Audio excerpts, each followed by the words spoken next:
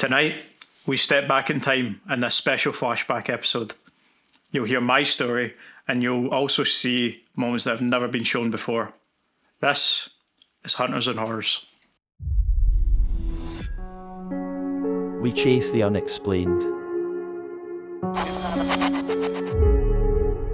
From haunted hospitals to cursed grounds, every case is real. Every encounter is unpredictable. This show is more than a myth. This is Hunters and Horrors.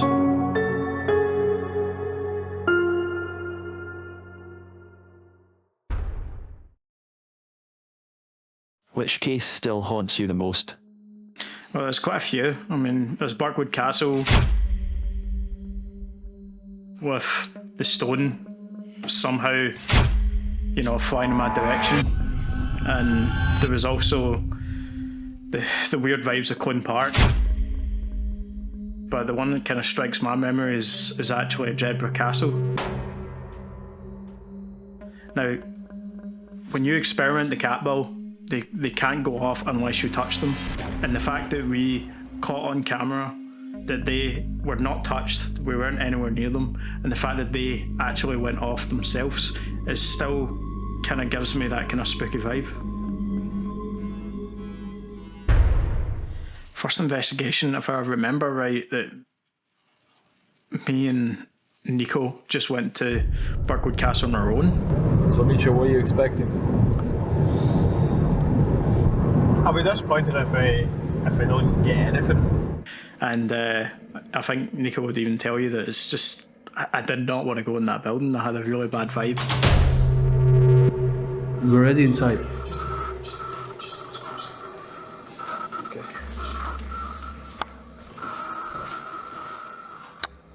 And yeah, but the second time around we went, it was a different story. Birkwood Castle in Lesmahago. A former asylum paranormal groups have described Birkwood as one of the most active locations in Scotland. Over there.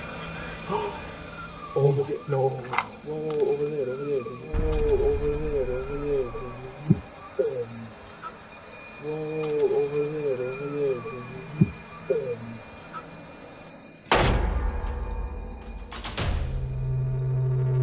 Coming back to Birkwood Castle, as soon as you went in the building, it just felt complete and utter silence. It was like that you were just in another world. No noise from the outside, just complete closed space that you could even hear your own veins moving, basically, and your blood flowing in your body. I know that's a bit over the top, but it really did feel that way. Yep.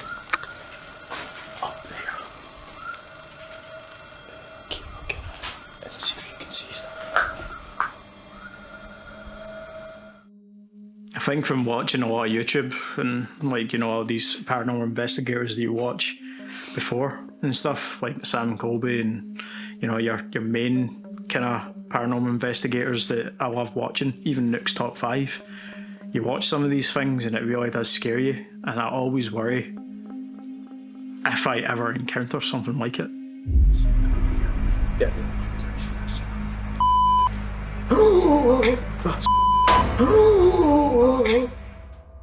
Anyone in the team doubt any claims? Well, we investigate with different people.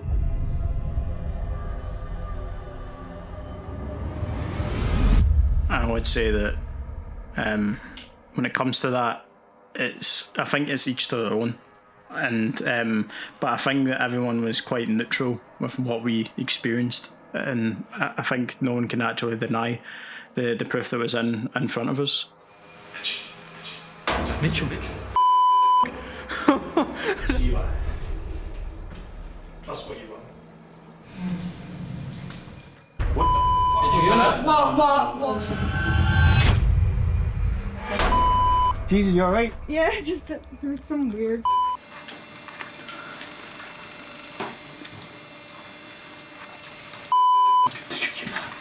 Some people didn't think they heard stuff, but some people thought they clearly did. Genuine. Oh, whoa, it's moving. There's a big gust of wind there. Who? There? I heard the wind coming from No, down there. I did hear a growl. I heard the There was growl. a growl and the wind travelling through the Oh, don't do that to me. That was definitely the wind. I think we could all agree when we went to Jedburgh that it was just, I don't know, it was such a kind of bad vibe. Not necessarily a bad vibe, but I felt like the energy from me just kind of stripped right away as soon as I was there. Do not Put the have lights permission on. to touch us. I feel quite freezing cold. You doing alright, Mitchell? Aye. Yeah, I'm just, I don't know, it was a very weird experience there, to be honest with you. Something I was so up for and so excited for that it just, I don't know, I just feel like every single person had a bit of a bad energy that night that sucked away from us. And if you ask everyone else, I think they would say the same thing. Jedburgh Jail, built on the site of a former royal castle, later becoming a prison, it holds centuries of history, imprisonment, and potentially tragic events. It would comfortably be able to lie lengthways. Is that your stomach? No. Did you hear that? Was it like a growl? Yeah, Yeah. like a dog.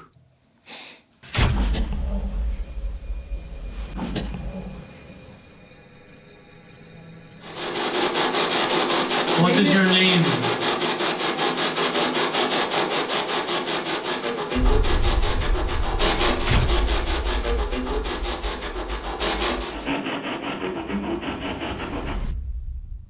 Do you have any preparation before entering? Just simple preparation, just making sure you have the right kit. So what we have are cat balls. You basically click it, and then you place it down. Leave it alone. Wait till it turns off. Which means that you have to be, like, you have to be super, like, even doing that does nothing, right? But what we have to do is roll it. So, and that's with some effort, so even a tiny gust of wind's not really gonna do much. And we've not had much luck with the stick figures, but you know, the spirit box was kind of very active, to say the least. You have a spirit box you can plug through it. And the little device here, if you put your energy into it, will like,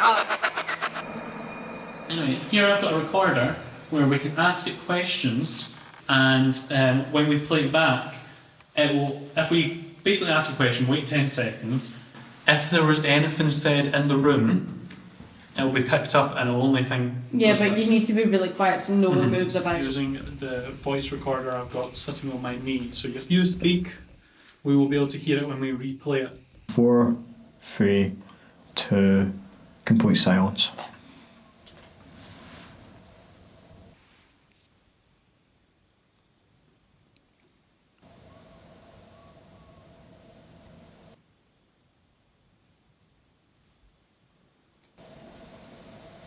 Time's up.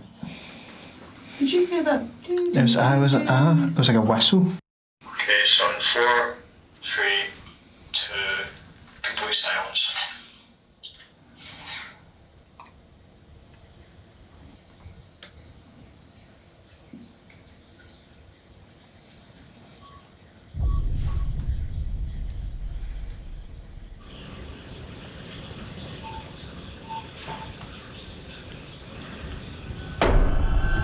It's pretty dangerous stuff what you're stepping into, and obviously like places like Campus Nevin, which you have basically fall-offs and stuff that you really need to be careful of.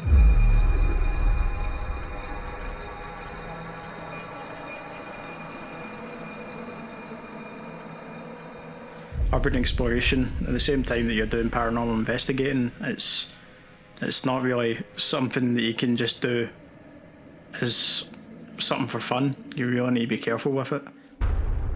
Cambusnethan Priory. The site originally hosted a Norman tower house and later a 17th century manor, but that earlier house was destroyed by fire in the early 19th century.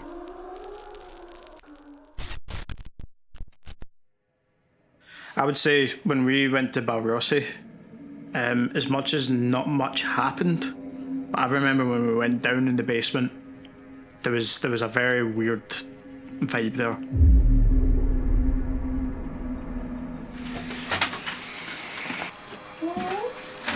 Oh, I had voices.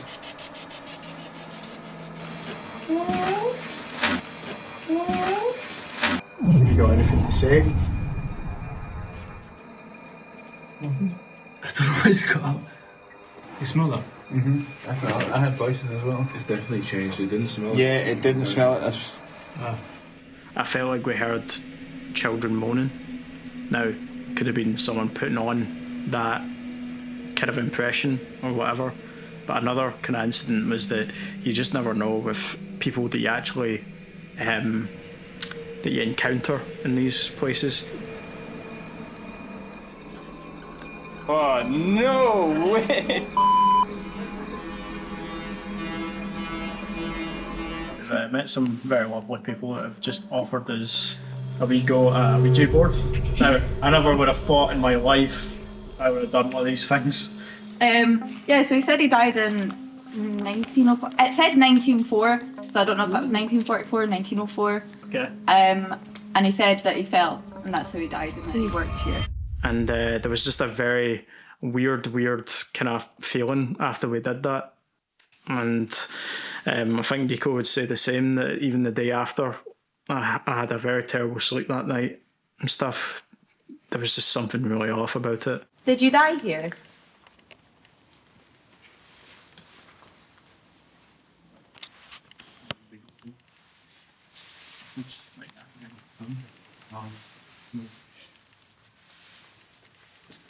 Yes. Would anyone be falling in? No. No. Well, if we got an answer, does that I mean, are they lying? They said we're lying. Where is the graveyard? You found it.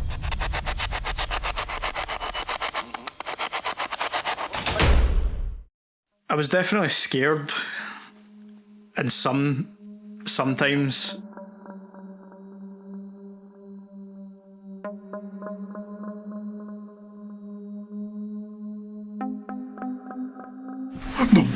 What? No, you're not sure you just heard that.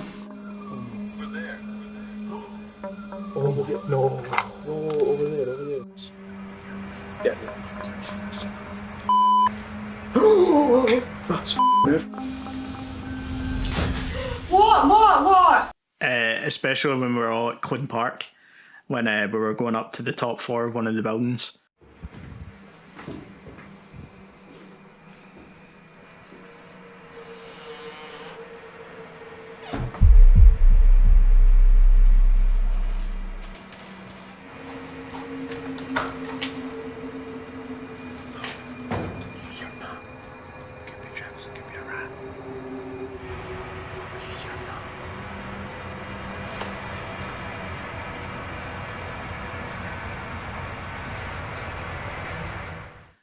Turn out it was a bird. It's a pigeon. It's a pigeon. It's a pigeon. It's a pigeon. Guys, no more. Come on. It's a pigeon. Yeah, please, just not in this building. Come on. Please stop. Stop playing with me. But then again, there was also other times that I was left alone. And not many people know this, but I panicked a little bit when I was on my own at Jedburgh Castle, because I needed to go to the toilet when everyone else was basically investigating, and I had to go through the museum and all that kind of stuff, but just not hearing anything, but then hearing the littlest things just kind of gives you that kind of goosebump feeling.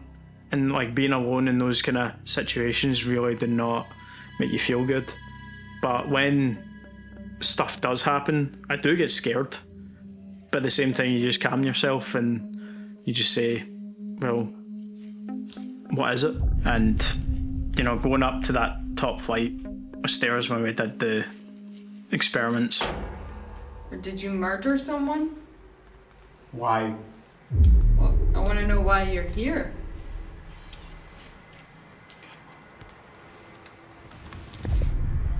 Is that you standing next to us? Personal. Okay, it's Oh, personal is reason. that too personal for me? I'm sorry. It still makes me kind of weirded out to think that how that possibly could have happened. And maybe it's something I really want to go back to in the future. Did the equipment detect anything that made you more convinced? I would say that there's definitely quite a few times, especially at Balrossi. Some balls, man.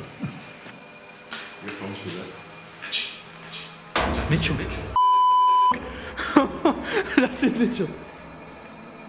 We need to. I just said Mitchell. The spirit box said my name, and I'm 100% convinced that it definitely said my name at that point, and especially at quite a shady location. And I don't know, it just felt like any other time that we used that, it wasn't as active compared to that night, and that was really, really scary, and it really put me in a kind of unsettled mood. Balrossi Orphanage is famous for cult practices in the area and tales of ghostly children, phantom footsteps, unexplained noises, and shadowy figures seen by visitors. I could swear that I could see at least half a presence, half a figure standing at the door at the end of the hallway that we were up in. What is it? What? Speak. I'm sorry, I'm a bit shell-shocked. What happened? I thought I saw something at the end of the hallway. I'm not even kidding. I literally... But I could have swore, like as you saw in the clip, that I was basically shocked in position. I froze because I'm pretty sure that I did see something at the end of that hall. You listening? You good? I just got a bit of a fright. Someone there? Show yourself. Was there a moment where you felt directly targeted?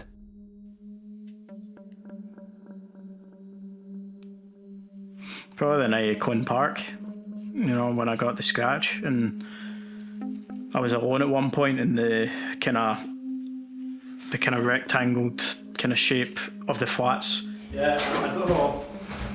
You can claim what you want, but I've no idea where that came from. That wasn't there this morning. No. When I got them, so. So, see what. Trust what you want. And it was overgrown field that was in between it, because obviously it's been abandoned. The outside grounds was overgrown to hell, and I was there and I was trying to make a phone call because there was no service in the buildings at the time. Sorry, my phone's all wet, so. Are you? Yep, already. Oh my god!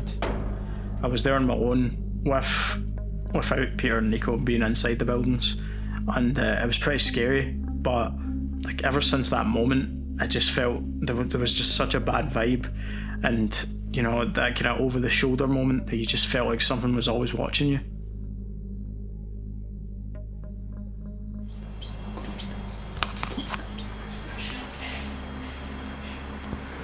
Footsteps. Who okay? Is who okay? Liv? What would you say to future investigators about these cases and locations? I would obviously advise it and advise them having a look. And it would be great if we can actually get more special guests and like experts onto the cases, and to go to these buildings in case we miss something out. Because even though, you know, we love what we do, but we've still got experience to gain. What's wrong?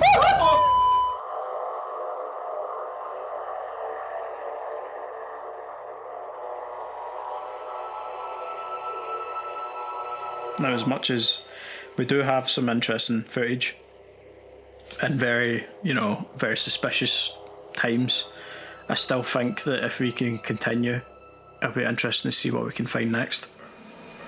It's going mad. Already. It's like so unsettled.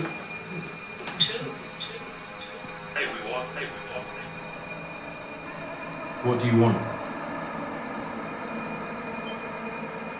What the It's such a stuff. It's similar actually. We've got a camera shoved off on us.